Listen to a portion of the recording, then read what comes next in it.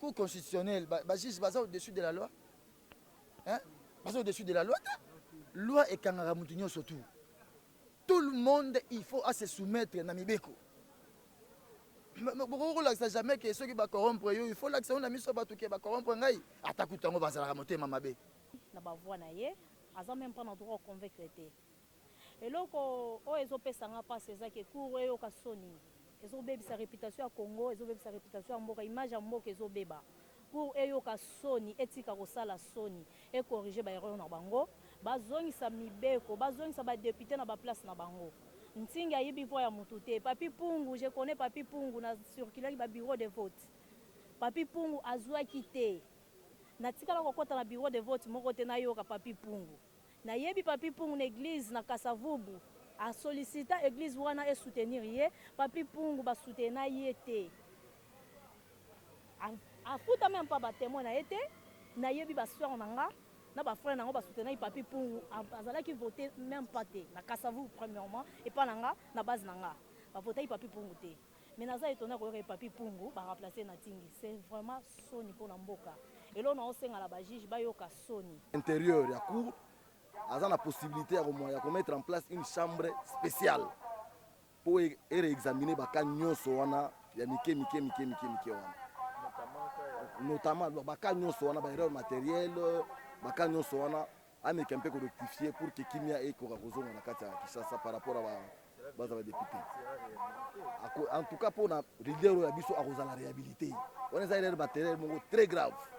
Au cours il faut bongisa malamoko parce que c'est vraiment inconcevable que erreur matérielle ndenge wana to ndima yango to tika to za na kibia to sala makelele te en état de droit. Le président de la République a ce premier état de droit. Vous comprenez? État de droit, il faut tout na couche na niveau tout. Il faut un état de droit ezala. Bongo, tous va député pena. To longola pena nino to tia black, to tia pena député. Na funa na monité o côté le mali a lo bali bosansi to monango aza député complet o to qui temps ko préparer avant kota assemblée nationale wana Congo France bisona bango na bisona bango ekara molai France.com site ya Congo Masola danger Masola kitoko CongoFrance.com. Balanepsa Congo France, on a 4 tranches à toute soirée politique à Boka Congo.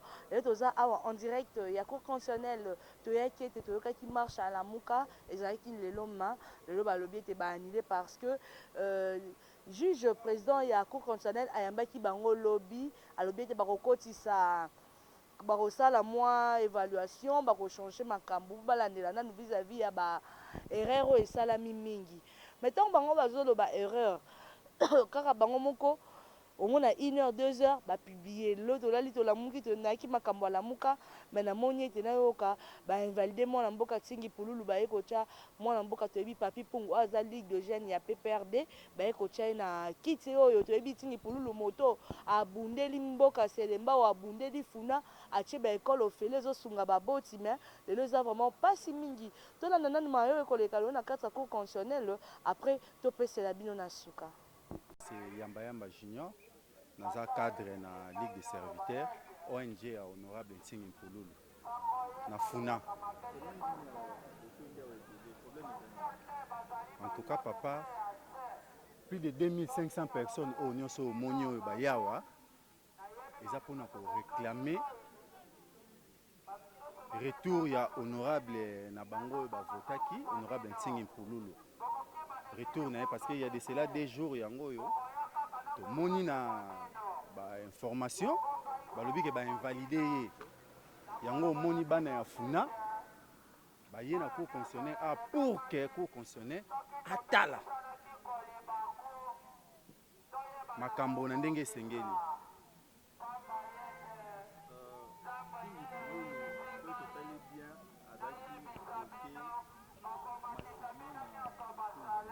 na funa ndeko nanga l'air lobi massivement au détail bien té donc azala qui voté massivement en plus azala qui placé 3e na funa Donc premier, deuxième, troisième. Parce que Funa bazalaka na poste ya 12 députés. Si ba candidat député nous comme avec ceux qui c'est combien wana bazengeleka Funa bimisa 12 députés. Siko eloko ezokamwisa biso. Mutu abimi troisième. Boke nous ko invalider ye. Yango nazoba na la cour constitutionnelle. Si vous moniquez, vous savez que les jeunes ont la corruption. Vous avez abimi 10e, vous avez abimi 11e, vous avez abimi 12e. Même un établissement scolaire, tout le monde a 90%. Jamais vous avez invalidé dans le niveau école. Vous avez tantôt plutôt peut-être abimi 53, 51 peut-être. Et en plus, Mutu oyo batieli biso wana il s'appelle qui? Papi Mpungu. Tozana na contentieux te.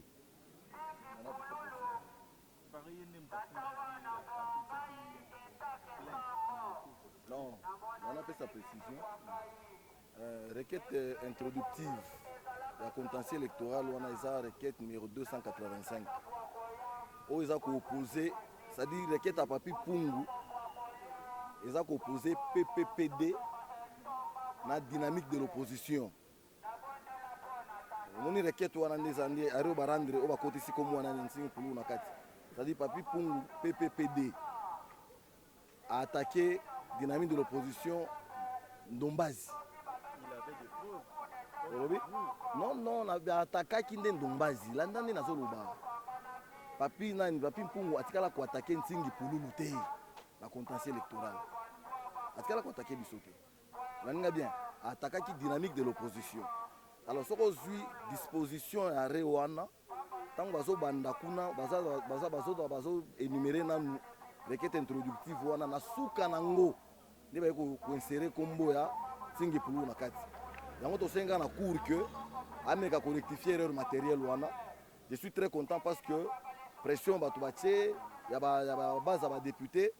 Enfin, président Cour constitutionnelle Andimi, conformément à l'article 35 du règlement intérieur de la Cour, a la possibilité de mettre en place une chambre spéciale pour réexaminer les cas notamment les erreurs matérielles, les cas avec un peu rectifié pour que Kimia ait par rapport à la député. En tout cas, pour le leader de la réhabilité, on a des matériels très graves.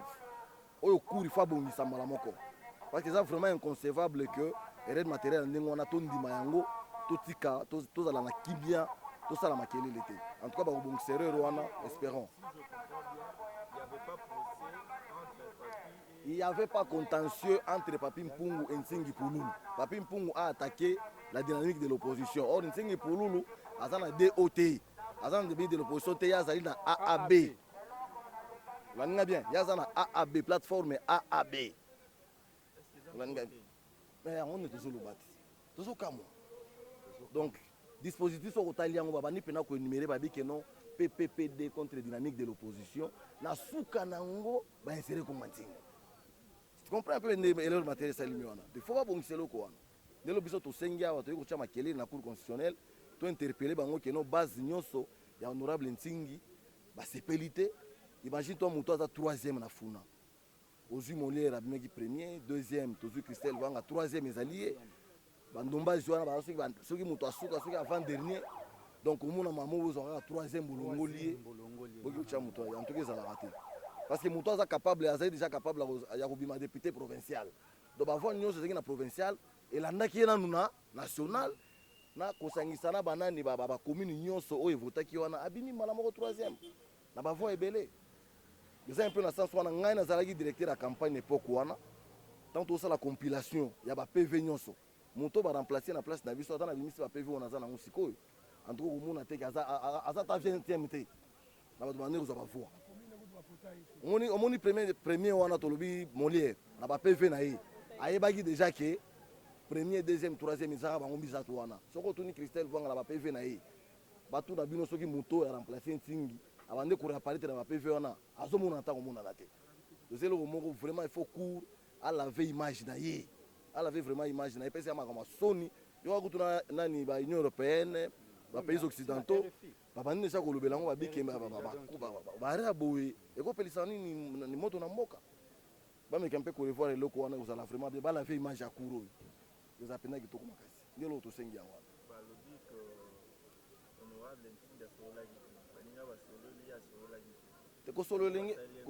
kosolola elingi olobani c'est-à-dire basali nko bongo mpo ya sikoyo kosolola ebimake non basali bakorrige erreur matériel non en tout cas bakosolola ndenge nini parce que azalaki déjà 3e de la liste yalo kanga na bini premier de la classe bazosenga suna sona kosolola nini bato bakosolola eza moto azwi te biso toyembaka mwana te ezalikama kosolola te biso ne peuple ne tokotaki ye tokota ya kosolola ndenge makambo na biso toyebi yango te biso toyebi keno tokozala réhabilité na badroit na biso donc ekosimba ndenge wana parce que manda oyo eza manda ya nzambe toprépara yango makasi tosalaki campagne makasi yango omoni keno tozalaki siège oyo ndenge eza boye tosenga na cour barectifie erreur matériel wana ekozala mpena malamu sava.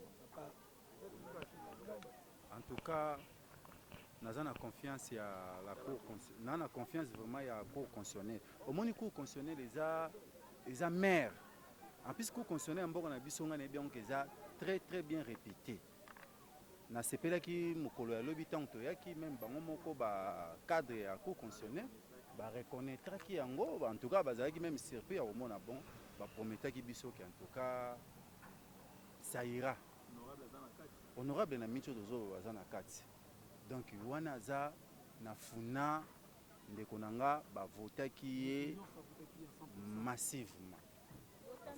massivement même tango jour ya publication na CENI tango ke toyoki honorable Ntingi 3e en tout cas moi mais comment 3e donc avec nous demandons américain même 3e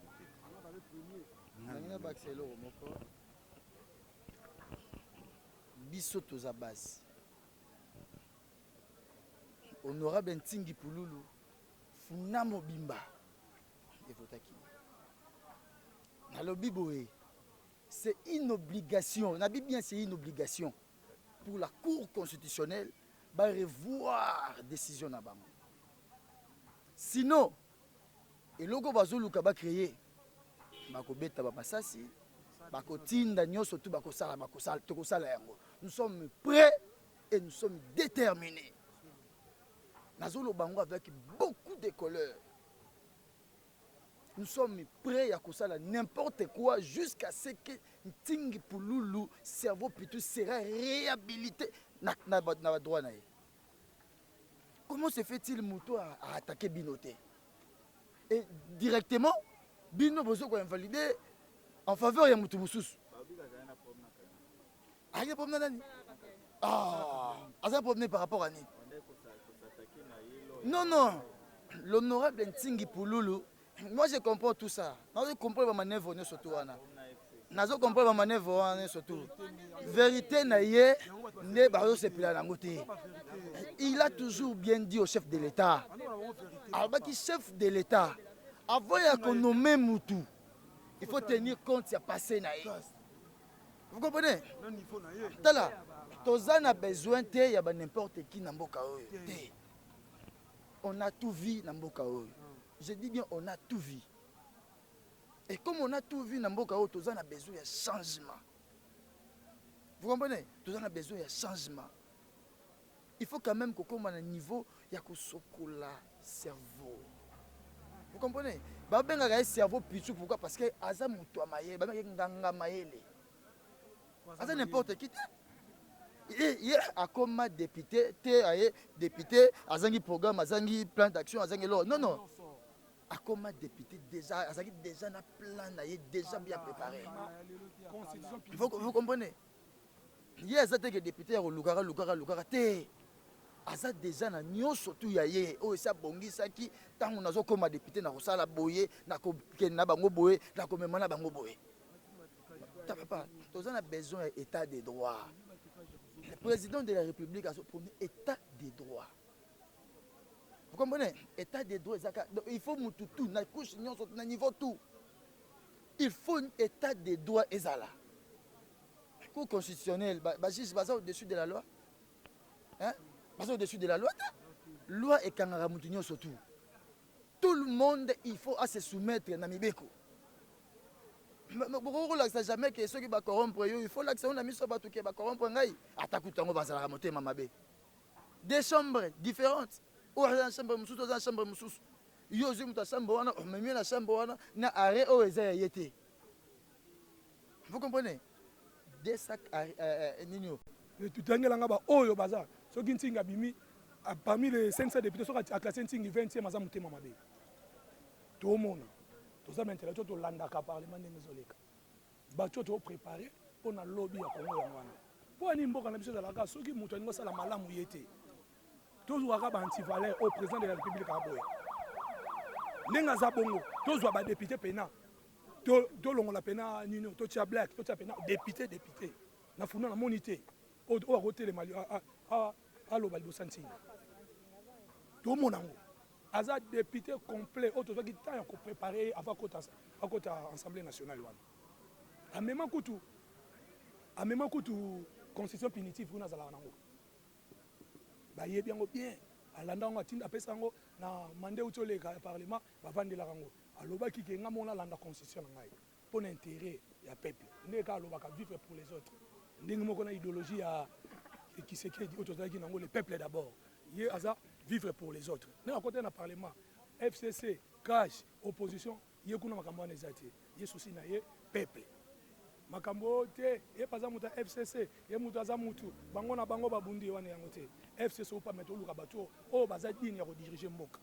Total avenir à lobby. Batu ndeti bantingi wana, soko longoli na biso ba jeune o décourager biso ça la politique te. Kaka bato ba ibaka. Tala parmi ba loi ba voter. Article 28 on tinga voter. Député ni na voter. Batala li passa mutu. Soki gouvernement sala mate. Ezana pona ntingi.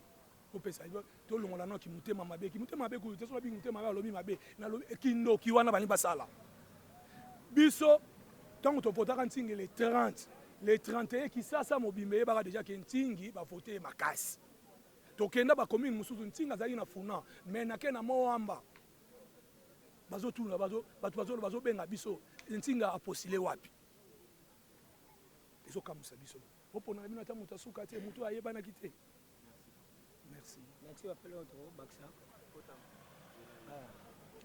elona ko bakisa papa naza parmi moko ya ba chef de base anting na travail qui pour anting na yebi nini se passaki ba PV zali ntingi aleki na bavoi na ye aza même pas na droit convaincre te eloko o ezopesa nga pasi ezaki cour eyoka soni ezobebisa réputation ya Congo ezobebisa réputation ya mboka image ya mboka ezobeba cour eyoka soni etika kosala soni ekorrige baerreur na bango bazongisa mibeko bazongisa badepute na baplace na bango ntingi ayibi voi ya mutu te Papi Pungu je connais Papi Pungu na circulaki babureau de vote Papi Pungu azwaki te natikala kokota na bureau de vote moko te nayoka Papi Pungu na yebi Papi Pungu na église na Kasavubu a sollicita église wana e soutenir ye Papi Pungu ba soutenir ye te a futa même pas ba témoin na été na yebi ba soeur nanga na ba frère nanga ba soutenir Papi Pungu azala ki voter même pas te na Kasavubu premièrement et pas nanga na base nanga ba voter Papi Pungu te mais naza étonné ko Papi Pungu ba remplacer na tingi c'est vraiment soni pour na mboka elo na osenga la bajiji bayoka soni o ba olona lelo ba obuka ngolobi bazomona bango bazo si bakomi ba papa mais oyo bazolona lelo eza pona bonheur à Congo te eza pona malheur à Congo batika tingi a travailler bazongisa na place na ye toza na besoin vérité toza na besoin ya droit ezonga la mboka bazongisa tingi na place na ye parce que na yebi na travailler pour na tingi na yebi combien de fois la bimisela ki tingi na Kasavu elo na ngala loba nazo senga na cour eyoka soni merci pour na micro bopesinga biso tozali base ya funa waki a pona ko réclamer loi na biso attaque ba électeur na candidat na biso to votaki o to yebi mais c'est tingi pululu to votaki vraiment massivement to betelaki ba mbula na biso pona ko kende ko luka candidat na biso oyo alobaka malamu akanisaka malamu asalaka malamu mais muto biso tozoyoka o bozoyela biso soki papi nani kota bimelaki na funa to tika omona ete to yebi ete yango toye liboso ya cour bino bajuge toyebi ke bato mayele bazali tobanga nao d'abord jugement ya nzambe borespecte mibeko mpo olobi mibeko eza likolo ya motu nyonso borespecte baloi na bino puisque eloko biso tofotaki peuple oyo asengaki ntango bopubliaki bopesa biso candidat na biso tofotaki bosala o peuple alingi bopesa biso candidat na biso bozongisa na place oyo aye nde eloko toyaki koreglame en tout cas mpona mese tingi pululu soki ye te wana bozolukaka ke mabe ezalaka na mboka isagi bokoboma boboma biso mpona tingi pululu bozongisa biso candidat na biso tofotaki oyo biso nde tomane kozela molobeli malamu mosaleli malamu mutu arezonaka asalaka valoba akanisi vraiment mutu wana so adiza soki papier abime na mai ndombe soki na mai laki nini tuka wana toyebi ete bozongisa na mboka na wutaki kuna keluka moya kosala en tout cas je vous remercie na soki wana mpona candidat na ngai.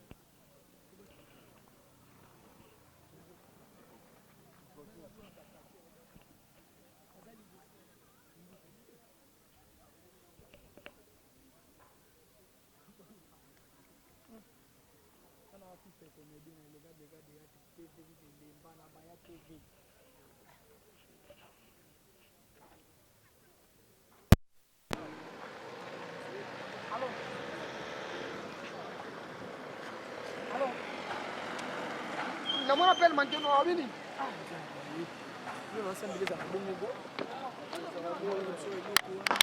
wana boti kolanda ndenge badepute élu ndenge balobeli ezosala mpasi mingi makambo ya cour constitutionnel. Cour constitutionnel eza eloko oyo mwana mboka Félix Tshisekedi ayaki kokuta bajuge président bajuge wana bokomona basalaka 9 ans après 9 ans nde bamosusu baremplace mais tokosenga na mokonzi ya mboka mpo Congo France biso na bango bango na biso na bango ekara molai France.com site ya tolo masolo ya danger masolo ya kitoko Congo France.com